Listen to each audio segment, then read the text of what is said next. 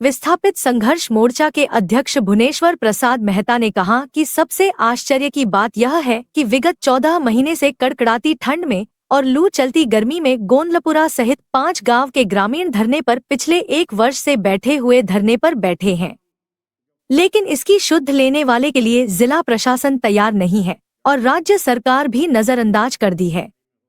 इसी प्रकार चतरा जिले के सिमरिया प्रखंड के इचाक खुर्द गांव में 22 अप्रैल 2023 से सिमपुर कठौतिया रेलवे लाइन में जो गैर मजरूआ जमीन जा रही है, जिसका कई दशकों से बंदोबस्त है और घर मकान किसान खेती गृहस्थी चल रही है, उसका भुगतान के लिए धरना पर बैठे हुए हैं।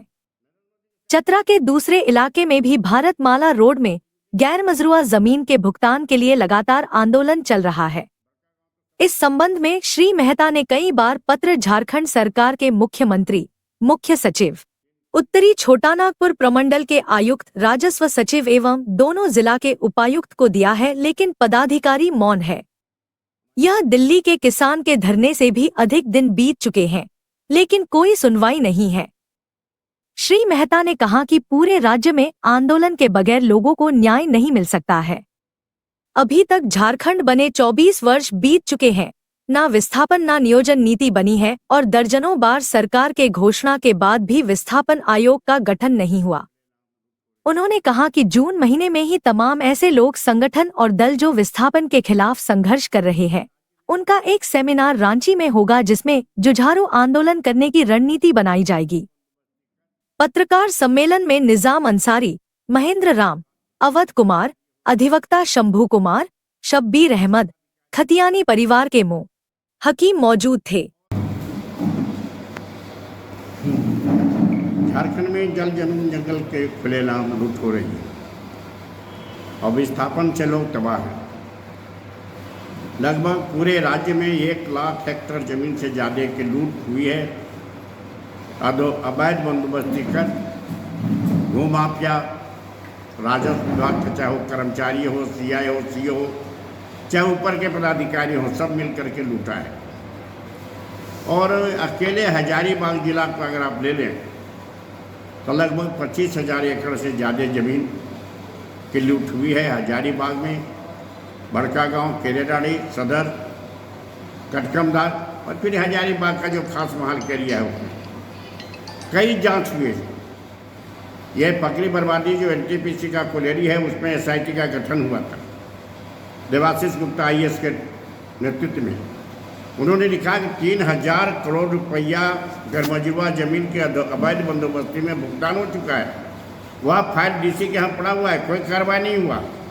इसी तरह से केरेडाड़ी में 3 एकड़ जमीन है जिसमें स्कूल है, स्वास्थ्य विभाग का बिल्डिंग है, उसको भी बंदोबस्त करके वहाँ उसका भी पैसा उठा लिया गया। एक नहीं, ये हजारों इस तरह की घटनाएं हजारीबाग जिला में हैं और सारे अफसर मिल करके लूट रहे हैं।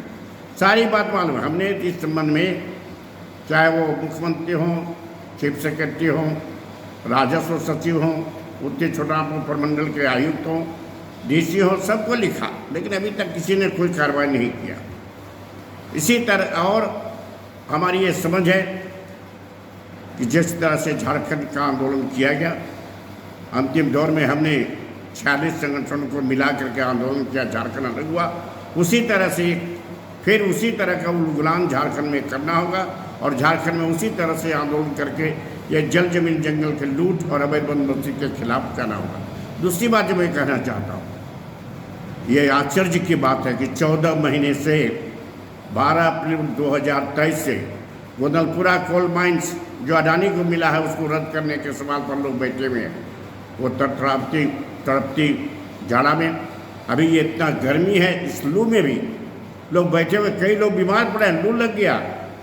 और यही नहीं, 14 महीना हो गया इनको, 14 महीना से उसी तरह से 14 महीना से सिमरिया में सिमपुर कठौतिया रेलवे लाइन और भारतमाला रोड को में जो गरमजुआ जमीन जा रहा है, जिस पर घर है बना हुआ, आज तक का रसीद कटा हुआ है, खेत बना हुआ है, उसको भी उसका भुगतान हो, रैयती के समान भुगतान हो, इसके लिए आंदोलन कर रहे हैं। लेकिन 14 महीने, दिल्ली में भी जो आंदोलन चल रहा है किसानों का 12 महीने के बाद खत्म हो गया था, 14 महीना हो गया। सबको खबर है, यहाँ के मुख्यमंत्री को, सरकार को, डीसी को, एसपी को, सबको खबर है, लेकिन किसी ने नहीं। इसीलिए हमने तय किया है इन तमाम मुद्दों को लेकर के जून के ही लास्ट वीक में हम एक सेमिनार करेंगे।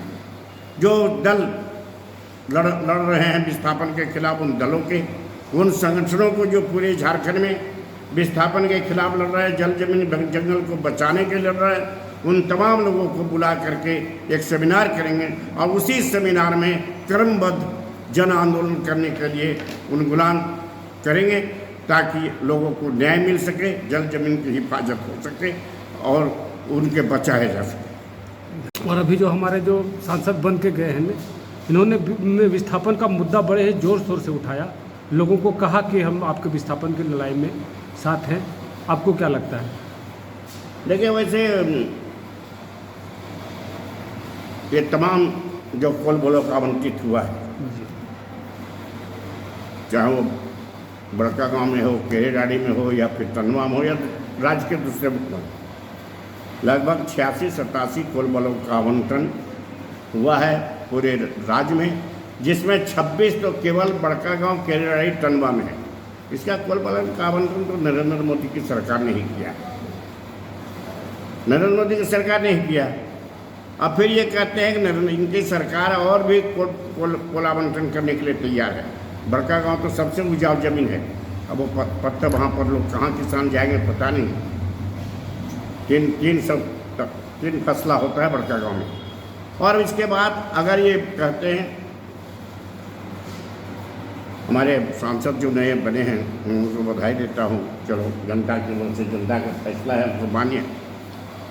हमको मान्य है, लेकिन उनसे मैं कहना चाहता हूँ, सचमुच में अगर विस्थापन जो है स्थिति, विस्थापन के खिलाफ लड़ना चाहते हो तो अपने स्वार्थ को इनको त्यागना पड़ेगा। आज सारा वो ट्रांसपोर्ट और लोडिंग का काम मनीष जायसवाल जी का ही चल रहा है, इसको त्यागना होगा। एक तरफ नहीं होगा तो एक तरफ आप हंसो, दूसरी तरफ वो, ऐसा नहीं हो सकता है। एक तरफ आप कॉन्टैक्ट करो, ठेकेदारी करो, ट्रांसपोर्टिंग करो और दूसरी तरफ विस्थापन के खिलाफ लड़ो, ऐसा नहीं हो सकता है। इस सारे चीज़ों को त्याग करके ईमानदारी से विस्थापन की लड़ाई लड़ेंगे तो हम ऑलवेज विस्थापन के खिलाफ लड़ने वालों का मैंने स्वागत किया है, इनको भी स्वागत करेंगे। हम चाहेंगे एज ए MP हम लोग हमारे आंदोलन में वो सहयोग करें। से उठाया जा रहा है कांग्रेस पार्टी के एक कार्यकर्ता के द्वारा, कहा जा रहा है कि ये जिला परिषद का भवन है और खास महल ने जिला परिषद को इसका आवंटन किया था और उसने किसी निजी व्यक्ति को व्यापार करने के लिए दे दिया है। कहाँ तक ये सही है और इसमें आपका क्या विचार है? नहीं, देखिए, इसके वो जांच की मांग किया है संजय तिवारी ने। हमको लगता है इसकी जांच करनी चाहिए, गड़बड़ी हुई है और इसकी जांच करनी चाहिए। इतना दिन से हंगामा हो रहा है, क्यों नहीं जांच DC करते हैं? क्यों नहीं DC जांच करा देते? खुलम खुला जनता के बीच चला जाएगा। ये जो मामला दिन रात अखबार में आ रहा है, मीडिया में आ रहा है, सब में आ रहा है, तो इसकी जांच करा दो, कर दो, सच का सच, झूठ का झूठ सामने आ जाएगा। जांच कराना चाहिए। हम इस बात में हमारी सहमति है, जो संजय तिवारी ने सवाल उठाया, इसकी जांच करनी चाहिए। जी, धन्यवाद।